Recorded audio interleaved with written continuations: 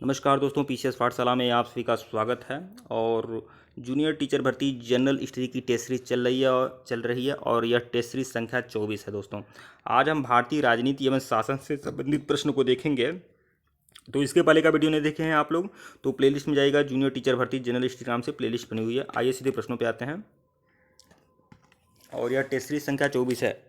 निम्नलिखित में से किस अधिनियम के द्वारा कलकत्ता में सर्वोच्च न्यायालय की स्थापना की गई थी? तो रेगुलेटिंग एक्ट 1773 के अनुसार विकल्प ए।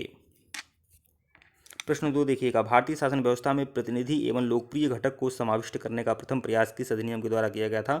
तो भारत परिषद अधिनियम 1861 के द्वारा। विकल्प ए जो है सही है आपका। प्रश्न 3 देखिएगा, निम्नलिखित में से किस अधिनियम के अंतर्गत भारतीय विधान परिषद को बजट पर चर्चा करने की शक्ति प्राप्त हुई थी? तो भारतीय परिषद अधिनियम 1892। विकल्प बी जो है वह सही है आपका। प्रश्न 4 देखिएगा, सूची 1 को सूची 2 से मिलाना है। तो देखिए, नियंत्रण परिषद की जो स्थापना हुई थी, मतलब बोर्ड ऑफ कंट्रोल की जो स्थापना हुई थी, यह पिट्स इंडिया एक्ट 1784 के अनुसार। सर्वोच्च न्यायालय की जो स्थापना हुई थी यह आपका 1773 में हुआ था। ईसाई मिशनरियों का भारत में कार्य करने की अनुमति जो मिली थी 1813 में मिला था। और गवर्नर जनरल की परिषद में कानूनी सदस्य की जो नियुक्ति हुई थी 1833 में हुई थी।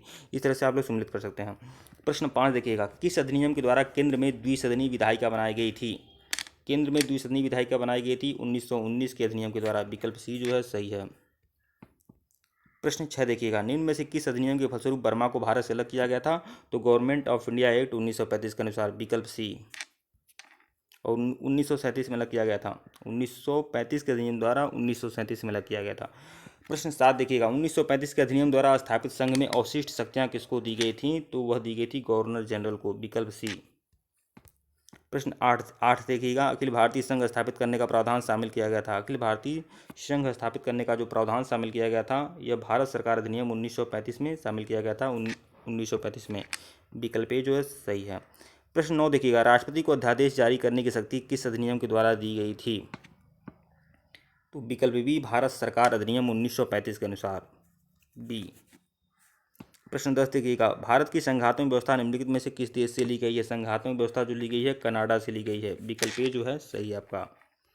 प्रश्न 1 देखिएगा, भारतीय संविधान की प्रस्तावना में जिन आदर्शों एवं उद्देश्यों की रूपरेखा दी गई है उसकी व्याख्या की गई है। तो भारतीय संविधान की प्रस्तावना में जिन आदर्शों और उद्देश्यों की रूपरेखा दी गई है उसकी व्याख्या की गई है। तो उसकी व्याख्या देखिए, मूल अधिकारों में भी है, मूल कर्तव्यों में भी है और राज्य के नीति निर्देशक तत्वों में भी है। तो ये होगा विकल्प सी। प्रश्न 2 देखिएगा, भारतीय संविधान का कौन सा भाग संविधान की आत्मा कहलाता है? तो उद्देशिका को संविधान की आत्मा कहते हैं। विकल्प सी। जबकि भीमराव अम्बेडकर ने संवैधानिक उपचारों का अधिकार इसे आत्मा कहा था। लेकिन अगर कहा जाए, अगर भीमराव अम्बेडकर का जिक्र न हो तो भारतीय संविधान का आत्मा किसे कहते हैं? उद्देशिका को, मतलब प्रस्तावना को। तो विकल्प सी जो है वो आपका सही है।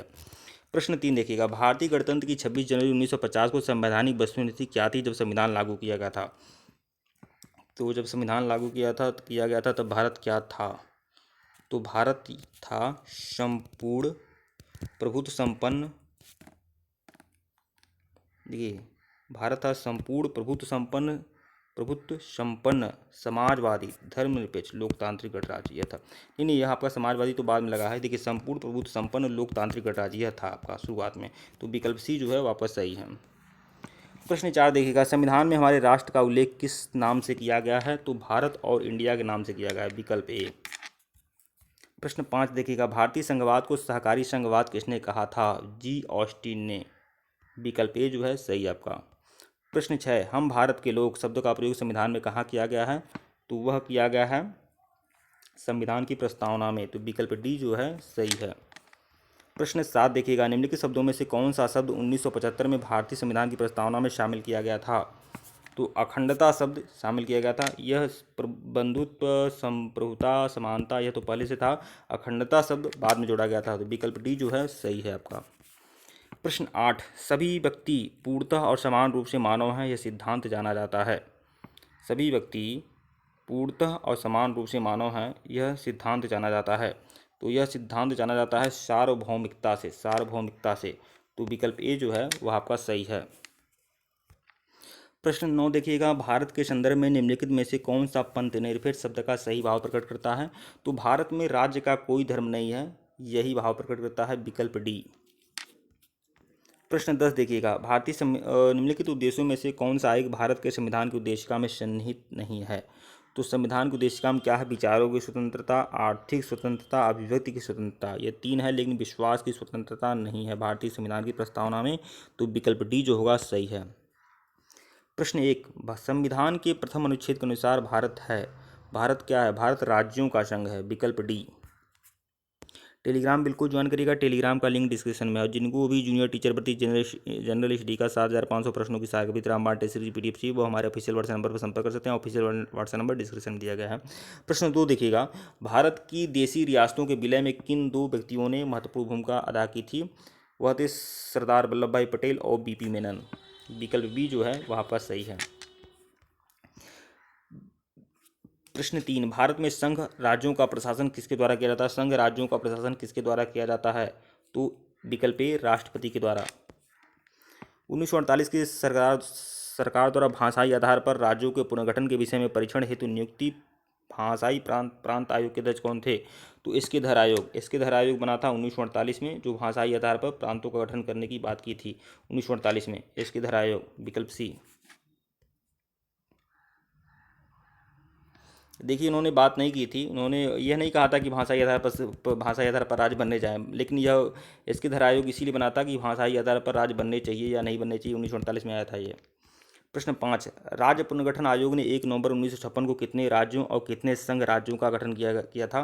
तो 1 नवंबर 1956 में 14 राज्य और 6 केंद्रशासित प्रदेशों के गठन की बात की थी राज्य पुनर्गठन आयोग ने 1 नवंबर 1956 को।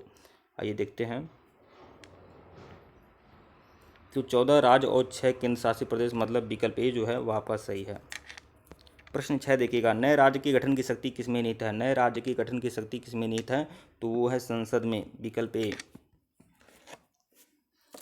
प्रश्न 7 देखिएगा, किस संविधान संशोधन द्वारा दिल्ली को राष्ट्रीय राजधानी क्षेत्र का दर्जा दिया गया था? तो 69वें संविधान संशोधन के द्वारा, विकल्प बी। प्रश्न 8 देखिएगा, छत्तीसगढ़ राज्य की स्थापना कब हुई थी? तो 1 नवंबर सन 2000 को हुई थी, विकल्प ए।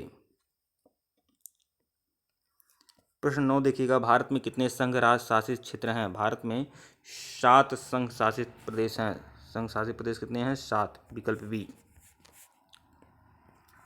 प्रश्न 10 देखिएगा, यदि भारतीय संघ में एक नए राज्य का सृजन किया जाता है तो संविधान की किस अनुसूची में संशोधन करना आवश्यक होगा? तो प्रथम अनुसूची में, विकल्प डी। प्रश्न 1 देखिएगा, संविधान का कौन सा भाग नागरिकता से संबंधित है? तो यह भाग 2 नागरिकता संबंधित है, विकल्प ए जो होगा सही है।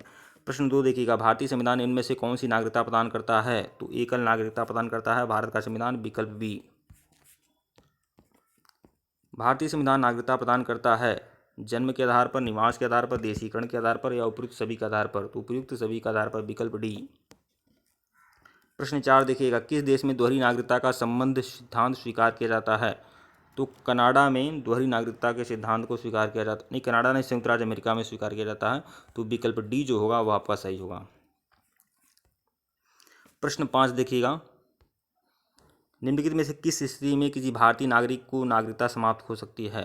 तो उपयुक्त सभी के आधार पर, परित्याग, पर्यावसन, वंचित किए जाने पर, सबके आधार पर नागरिकता समाप्त किया जा सकता है, तो विकल्प डी जो होगा सही है आपका। ठीक है दोस्तों, वीडियो को लाइक और चैनल को सब्सक्राइब करिएगा। डिस्क्रिप्शन में लिंक टेलीग्राम को बिल्कुल ज्वाइन करिएगा। इसके पहले का वीडियो नहीं देखे हैं तो प्लेलिस्ट में जाइएगा, जूनियर टीचर भर्ती जनरल स्टडी के नाम से प्लेलिस्ट बनी हुई है। धन्यवाद आप लोग को।